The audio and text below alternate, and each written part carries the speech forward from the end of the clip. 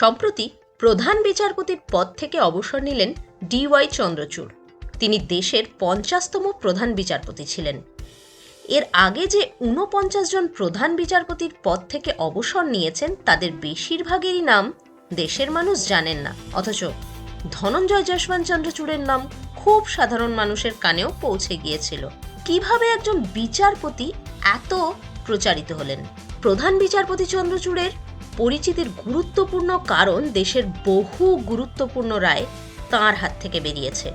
এমন অনেক মামলার বিচার প্রক্রিয়ার সঙ্গে তিনি যুক্ত থেকেছেন যা অনেক বিচারপতি বা প্রধান বিচারপতিরাও এড়িয়ে গিয়েছেন।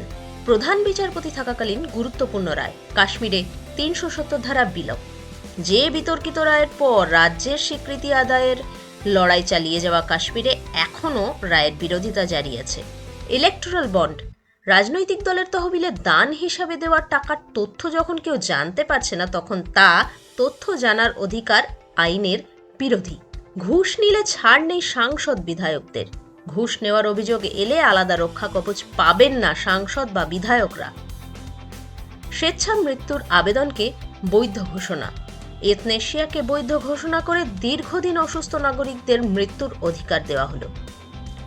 অবিবাহিত মহিলাদের গর্ভপাতের অধিকার। সুপ্রিম কোর্টের বিচারপতি থাকাকালীন গুরুত্বপূর্ণ রায়। 2018 সালে সমকামী সম্পর্ককে স্বীকৃতি দেওয়া। 2022 সালে শবরীমালায় মহিলাদের প্রবেশাধিকার। 2018 সালে গোপনীয়তার অধিকার রক্ষা মৌলিক অধিকার বলে ঘোষণা। 2019 সালে অযোধ্যার বিতর্কিত জমি রাম মন্দিরের জন্য ঘোষণা।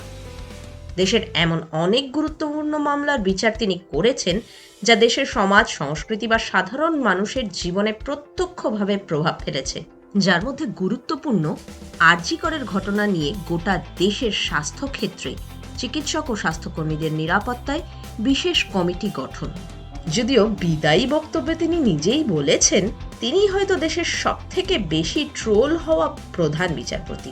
কখনো তার পরিবারের বাকি সদস্যদের খোঁজে ট্রোল হয়েছেন, কখনো বা তার বাড়িতে প্রধানমন্ত্রীর পুজোয় যোগদান নিয়ে ট্রোল হয়েছেন। I'm probably one of the most trolled individuals and judges across the system. I'm just wondering what will happen from Monday because all those who trolled me will be rendered unemployed. তা সত্ত্বেও তিনি বিচার ব্যবস্থাকে সাধারণ মানুষের জন্য সহজ করার কাজ করে গিয়েছেন। প্রচুর পরিমাণ বকেয়া মামলা শোনার জন্য বিশেষ লোক আদালতও বসিয়েছেন। গোটা দেশের বিচার ব্যবস্থাকে ডিজিটাল করায় জোর দিয়েছেন। বিচার প্রক্রিয়ার লাইভ স্ট্রিমিংও তারই সময়ে জনপ্রিয় হয়েছে। আবার সুপ্রিম কোর্টে বিখ্যাত বলিউড চলচ্চিত্রের প্রদর্শনও করেছেন। তিনি বারবার একটি বক্তব্যকেই গুরুত্ব দিয়েছেন, bail is the rule and jail is exception.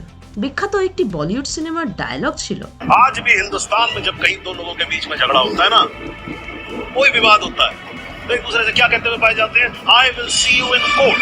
বিচার ব্যবস্থার প্রতি সাধারণ মানুষের এই ভরসার জায়গা তৈরি করেছিলেন বলেই হয়তো ভারতীয় বিচার ব্যবস্থার ইতিহাসে স্বর্ণাক্ষরে লেখা থাকবে প্রধান বিচারপতি DY চন্দ্রচূড়ের নাম।